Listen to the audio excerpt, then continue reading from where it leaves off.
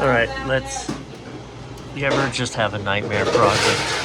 One that just keeps you coming back and coming and coming and coming. This is it. This Fryer 3 blew a fuse long ago and made my board do weird things. So we replaced the board. It runs for 3 or 4 days, no power.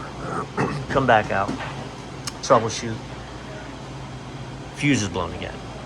Don't find anything that pops when I put 24 volts to it. The gas valve, the ignition module, the self-cleaning, right? So I talked with Pitco. I mean, I know these units pretty well, but first thing they said, this is the self-cleaning burner, and it comes with this little jumper.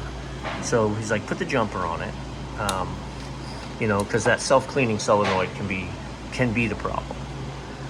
Well, every time I come out, so I did that, and it worked for 2 days, and then it popped. So we replaced the entire low voltage system. Right? We replaced the gas valve, we replaced the solid state controller, we replaced the ignition module. I hate a parts changer. I hate a technician who's just going to be like, oh, I'm just going to replace it. But in this case, you have an intermittent low voltage short at a very, very high volume place that is an hour away. Nobody wants to keep running back and forth. So we're like, hey, listen, Pitco can't, and I haven't been able to replicate. Well, it's been good for a week.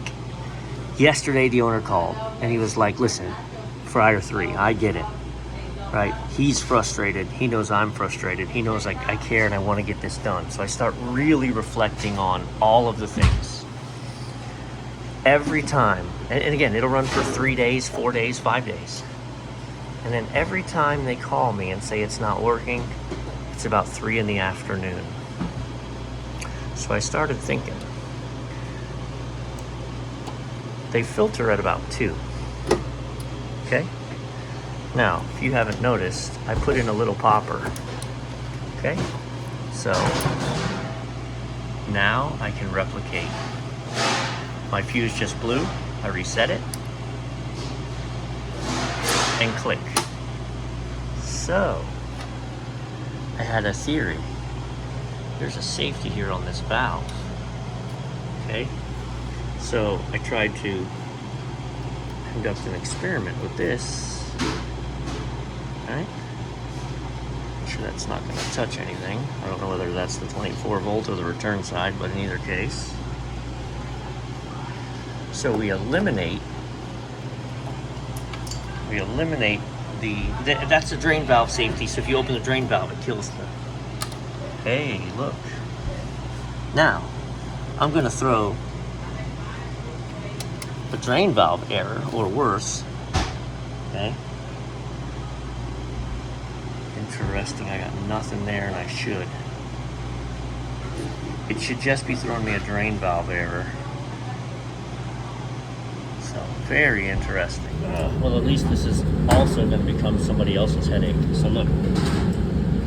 So we're getting 7 flashes, which means it's not seeing the drain valve safety. I have it jumped. And the drain valve safety leaves. Let's see if I can get it around there. I don't know if I can or not. Yep. Brown and blue. So it leaves 24 volts on the brown, which I've got. And then it comes back 24 volts on the blue.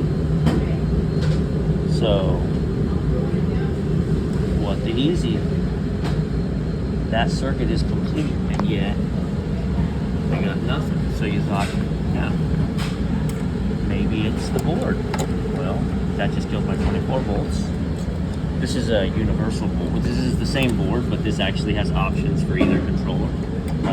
So just as a matter of science, okay, new board, still 7 flashes, and I put in a new solid state controller, still 7 flashes. So I called Pitco, and Pitco has said, yeah, that's absolutely everything. There's nothing else it can be. I'm like, well, here we are.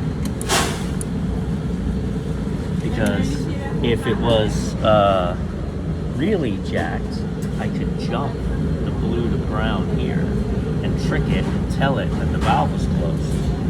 but it's getting its 24 volts there. So, and don't worry about this. So, oh, the pins aren't right. You see how there's only one wire here? So that's where the top one ends, no matter which one you plug it in now. So, all that to say,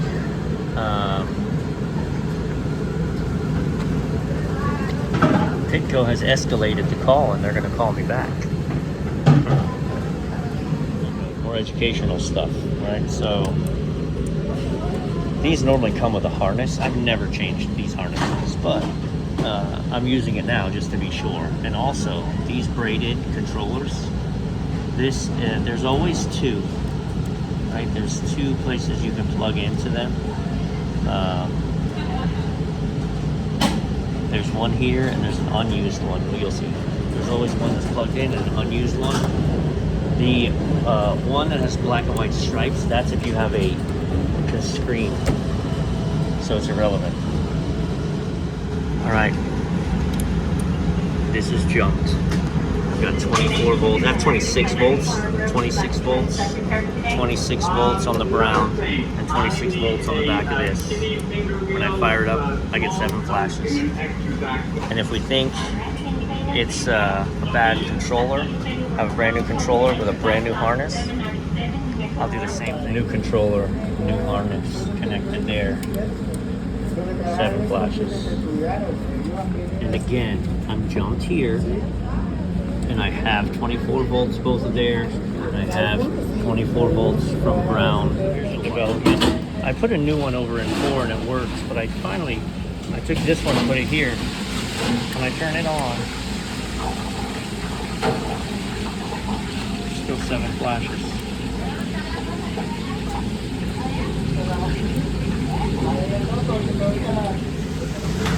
I just moved a working board from that unit to this unit, and I have the same problem.